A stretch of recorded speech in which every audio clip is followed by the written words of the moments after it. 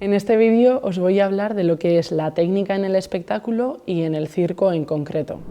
Las técnicas de luz, sonido y vídeo nos ayudan a que el espectáculo sea mucho más redondo y mucho más completo. Estas técnicas se van incorporando poco a poco y tienes que tenerlas en cuenta a la hora de crear un show. Por ejemplo, la luz de calles, que le llamamos, que es la que viene del lateral, realza un montón los cuerpos y para danza, por ejemplo, se usa un montón, así como para el circo. ¿Por qué? Porque no deslumbra al artista que, por ejemplo, está haciendo unas malabares. Nos ayuda a realzar los elementos circenses, tales como mazas, pelotas o cariocas. Tampoco es lo mismo que te venga una luz desde justo encima de ti, que se llama una luz cenital, o que justo venga desde debajo de ti, que se llama una luz nadir. Cada tipo de luz realza parte de tu cuerpo o parte de los objetos que estamos iluminando de una manera específica.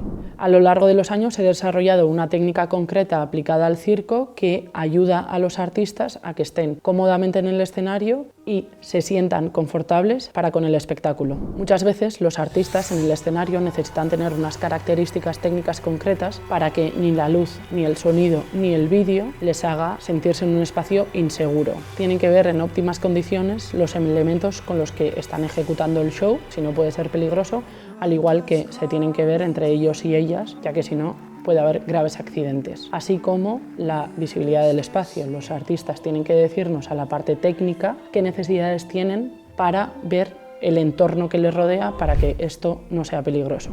La luz en el circo nos apoya a que, por ejemplo, un truco de magia se vea o no se vea. Quien tiene que ver bien el truco de magia es el artista y nosotros apoyamos eso. Pero, por otra parte, lo que no queremos es que el público vea el truco de magia y por eso hacemos nuestra magia. El sonido, junto con los audiovisuales, nos hace poder crear una atmósfera y así el espectador puede adentrarse muy bien en el espectáculo. Quiero dar unos ejemplos de trabajos que he realizado donde la luz y el sonido juegan a favor del espectáculo. Trabajar en YOLO de Lucas Escobedo fue un proceso muy guay donde la luz tenía un montón de importancia, ya que en la hora y 20 que duraba el espectáculo pasaba por diversas disciplinas circenses y una misma planta de iluminación tenía que favorecer todas las disciplinas. YOLO tenía una parte de sonido en directo donde los artistas con su cuerpo y con elementos, así como con instrumentos, realizaban música en directo y otra parte de música enlatada creada para el espectáculo.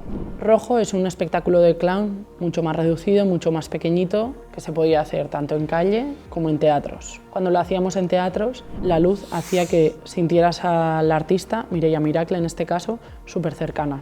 Mentes Peligrosas lo llamo gran formato porque lo hacemos en espacios de más de 2000 personas y no tiene nada que ver, por ejemplo, con Rojo, que es algo mucho más cercano y mucho más pequeño. Al final, estos espacios más grandes hay que iluminarlos de una manera súper diferente. Y al final, al haber 4 artistas monologuistas en escena, el show es mucho más dinámico. Ahora que sabemos cómo es la técnica para un espectáculo, vamos a profundizar en el diseño de la luz y el sonido en el siguiente vídeo.